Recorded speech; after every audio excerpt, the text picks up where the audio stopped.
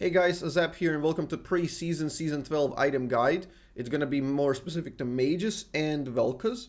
So I will talk about mage items and build paths that you're going to go, which synergize together and when you want to buy them. And then we're also going to touch on to VELKOZ specifics, VELKOZ in basically any lane, runes, builds, items and all of that, because that's why a lot of you guys are here. Quick introduction, if you don't know me, I'm the VELKOZ player. I've been challenger on 3 different servers, multiple seasons back to back, EU West, Nordic and East, and even North America with 150 ping. So I'm pre-qualified on VELKOZ and mage items. I used to play competitive as well in amateur leagues and all that, but I digress. I just want to say thank you to this amazing community for supporting me, and for the next month on Patreon, where I'll be sending postcards to literally every single one of you, okay? I'll be sending like custom written postcards from my city to you, so be sure to go there and contact me, or just give me your address. I'll make a post very soon. I felt it was time to make this video because sufficient time has passed and I've done enough testing to be pretty confident in these build patterns and build paths that you want to go for. Obviously, we can't explain every single situation where you're going to build, but we do have a lot of shorthands that you're going to stick by and you're going to do pretty well. So the thing that's very noteworthy in Season 12 is that Riot really wanted to enhance mage options. So mage options were very thin, and they really wanted to increase it and make it more dynamic, which is exactly what they've done. So now you don't have one specific build that you will run always like you used to. Now it's more dynamic and you're gonna have to think a lot in between games and what to build. I personally really like that because it's less mindless gameplay, less autopiloting. But even that being said, I think mages are still gonna be in a weak spot, most of them, and some VELKOZ will still be pretty garbage. But that aside, this is how you optimize your impact and get the best possible build paths. So I've made this on stream recently. We've made this variant where I explained a bunch of different builds. And these are the build patterns. We want to create these build patterns because it makes it a lot easier to figure out what you want to build. So there are different synergies between items. Like in this very case, you can here see mid lane is a D tier VELKOZ. But the build path is very dynamic. Support is generally classical. This is pretty much regardless if you play VELKOZ. This is these are just build patterns if you want to play mid lane, whatever you want. So the most common one will be, most likely, is the magic penetration build. Okay. Now I had a question on YouTube by a comment. Why would you build more magic pen when they have a less MR? Okay. A lot of people don't understand the principle of how that works. Is the less MR they have, the more valuable it is. For example, magic resistance, if you have 70 or 100, it's a minor difference. But if you have 0 or 30, it's a huge difference in terms of percentage of block. So you usually, once you build penetration, you want to build more penetration. And you generally want to build that, like, let's say if your team is full AD, you kind of go Luden, Sorcerer, Shadow Flame, which is a really good synergy between each other, that you do a lot of penetration. So if your team is full AD, it's most likely they will not have high global MRs or the average MR. Or, for example, a lot of their champs cannot utilize magic resistance very well. They can't really incorporate it into their builds because their champions don't synergize with it. That's a bit more high real strat. So in general, I think you should just look at the comps and be like, okay, they have a lot of squishies. They don't tend to build MR. I have full AD comp. Okay, let's do this. And this is your best build by far in that case. Okay? That makes sense. Secondary one is high HP or healing. That is Lion, Real Acidity, Demonic. Now, this is, I said, this is not only for VELKOZ, this works for a lot of characters. This works like, this is like a Malzahar bread and butter and like Brand and all that. Not many people play that now, but still, it works on a lot of characters, this build. And this is the CDR shred build. So you want to shred tanks, you want to destroy them. I'll show you one game where I used this actually in VELKOZ and it was pretty damn effective. I'll try to teach you like when you want to build what. So now we also have the defensive variant, which is the Crown. And this one is very optional because it doesn't have a specific goal, this build path. Because Crown is the Everfrost defensive cousin. It's the same build path like Everfrost, but it's way more defensive. So you want to take this only when it's going to pay itself off, only when the value of the defensive stats is going to be good enough. So that means when it's very risky. Let's say you have a good scaling comp. Let's say you have a decent comp and you're really afraid of them winning early hard. Okay, so you're playing versus Kiana. You're playing versus something like that can 100 to 0 you, and you're really afraid of that. Boom. You're playing versus Talon. Yeah, this is the best thing, because Talon usually kills you in 3 seconds, and the first 1.5 you're just going to block almost everything. So Crown has insane value in cases when your job is just to survive, and then you scale and you'll still do well. The thing is, I can't tell you much more about the build here because it's very, very situational. You don't, depends on the champion you play, depends on the champions they play. So Crown into something else, it synergizes basically with anything. So Crown is just a build path for itself. Crown and then whatever you want, generally. But it gives you a good start. Like you got the CDR, you got the mana and all that. So it's a great start.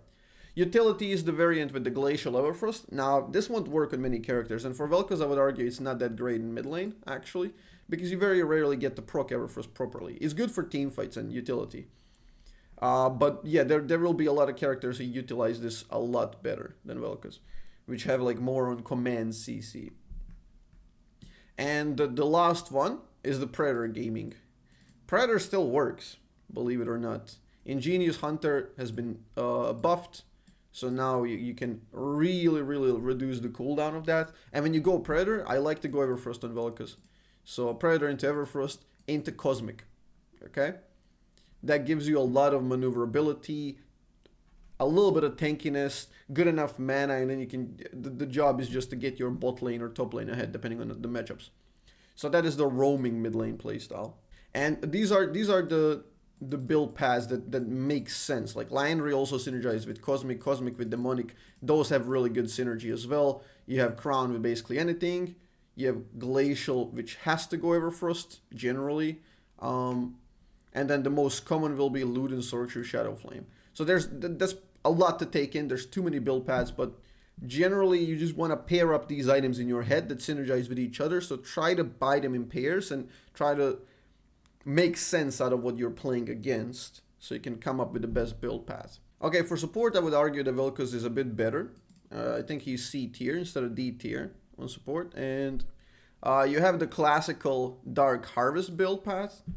Now you have Glacial and First Strike enabled. And I'm going to show you both variants. And in my testing, Glacial is good, but more on the competitive side. It's more for your team side. While the First Strike is more single player solo queue style. And I'll show you why that is actually. Here, let's look at the build that I went for. So usually you go something like this. You can do different variants. Like, first things first is you get over the early hump of items so damn quickly.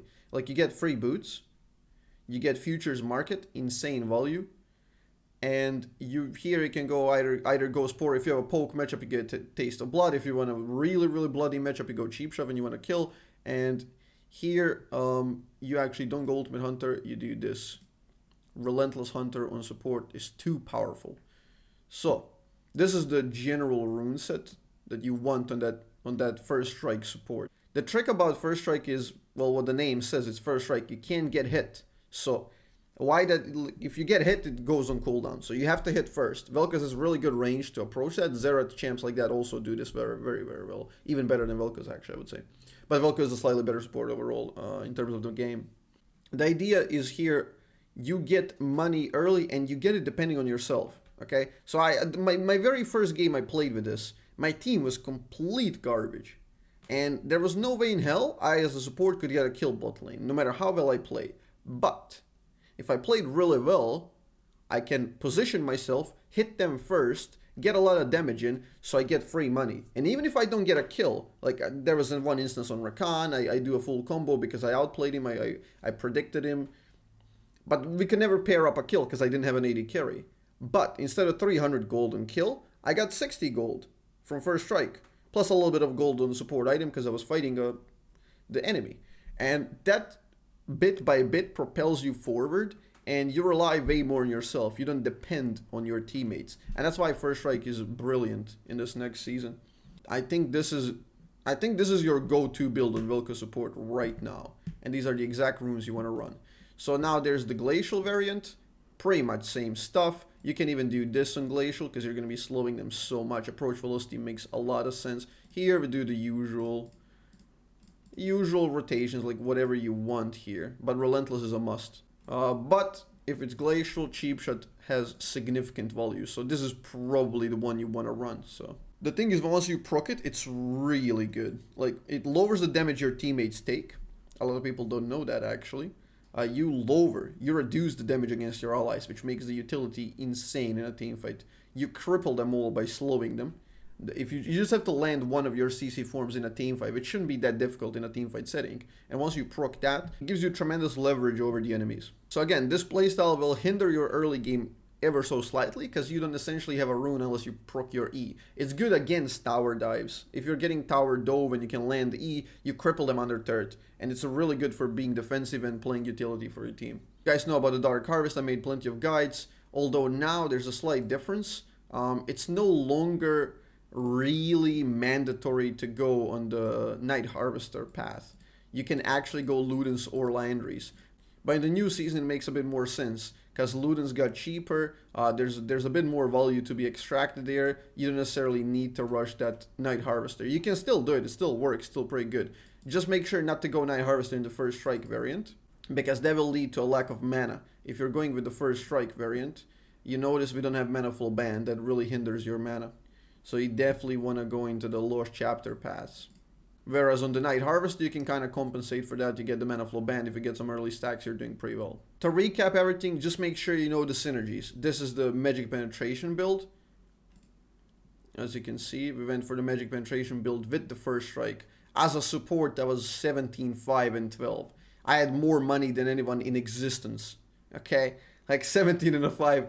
17.5k on the support is just ridiculous money. So that's a very good synergy. You're getting that initial damage because you don't necessarily need to proc true damage. That also synergizes with first strike. Because if you land the first hit, you're going to get a lot of money. Like you're going to hit them for 700 and you get so much money per 1 Q. And it's really, really good. Like this is a full build support at 33 minutes. Like we lost the game, but yeah, like you can see the damage here. And division, so you're still not a support. So here's another one of those A221, but this is with Mage. Mage also has good synergy because it's a relatively cheap conversion into legendary item, which gives you more magic penetration for Ludens. So that's again the synergy with the first strike. As you can tell, there's a pattern. Let me show you a different build. Here's the crown variant. Now crown variant, as we talked about, is very, very interchangeable. You can build anything, but the thing is here, Mage again, very, very good. It gives you 10% movement speed once you have stacks. Also, this gives you more movement speed per legendary item. It is a cheap legendary item. So Mage actually gives you 11% and a little bit of AP, I believe. So yeah, the crown here is definitely a good choice because you're playing versus something like Katarina Elise. They're both burst champions. If you can survive the initial period, you're doing very well. So that was the idea. You survive a lot, and I did survive. I died once, probably because I made a big mistake. The difference is here, you're not a carry. You're not a mega carry. That is specifically when you're trying to deny targets that are insanely powerful. So in that case, I could relegate carry position to a very, very fed Kartus, you know? What else? Let me show you some more synergies. That's a Landry Shred synergy, but that's because we went for a heal reduction. You can see Morello. That's obviously because they have this healing, this healing, this healing. They have plenty of healing here. You can see the pattern of us losing these games, but that's just because VELKOZ is garbage. Trust me, the builds are very, very good. This is the most shred possible. You can kind of go. I was laning versus Cho'Gath, and they had a lot of tanky characters with a lot of health and a little bit of healing. So the build path was pure CDR, mobility, and I had about 3000 HP, which also synergizes with Demonic Embrace to give you a little bit more AP back into the mix. So you're doing pretty good shred, you're lowering healing. Like all of these items had, I think I had 10k on Landry or something like that. They synergize really well with each other, and I think the graph is ridiculous here. We barely won this game at 40 minutes, but I did so much damage. So yeah, those are the build paths. So just make sure you remember this. Crown is situational, Magic Pen synergize with each other tremendously, and when you go shred, go big shred heal reduction. Now Predator, I don't think many people play that, but yeah, Predator is still very, very useful. Everfrost I probably wouldn't recommend. This was just an initial draft of my ideas of the builds. So yeah, these are my suggestions of what you should play, and it works on pretty much any mage, because they all play similarly, and they're all dead champions, but hey. Good luck on the Rift. So yeah, if you play these builds and you play them in that manner, this is how it's gonna look. It's going to be pretty depressing when you see these MVPs and aces and you still lose, but such is the life. We're playing for the joy of playing a champ, not winning the game, right? Right, guys? Anyway, that's it. I hope this clears a bit about the Season 12 and what you want to build. So just stick to the general build paths and you're going to do pretty well.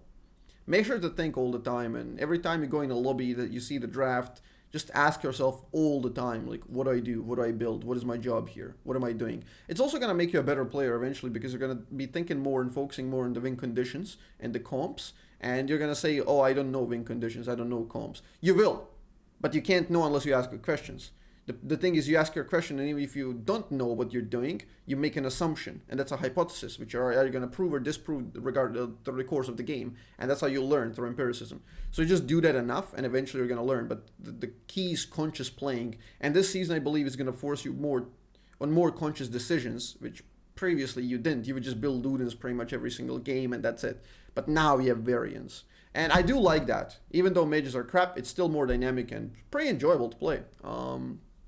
Yeah, there you go, guys. Best of luck. I'll see you on the stream if you have any more extra questions. Peace.